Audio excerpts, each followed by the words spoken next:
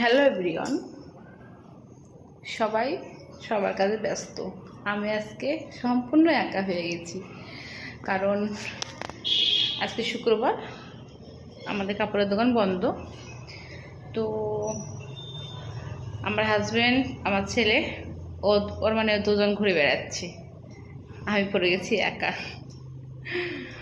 আর আমাদের মানে সেরকম মানে কোথাও যা মানে আশপাশে সেরকম যাই না, গেলে একটু বাজারের দিকেই ঘুরতে যাই, তাছাড়া আর দোকানেই বসে থাকি। আমি পড়ে গেছি অসুবিধায় আজকে।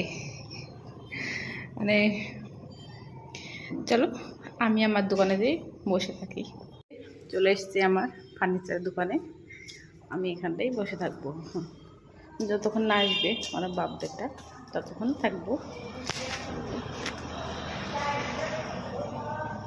এই মালগুলো উল্টো খুলতে আছে এই সাইডে।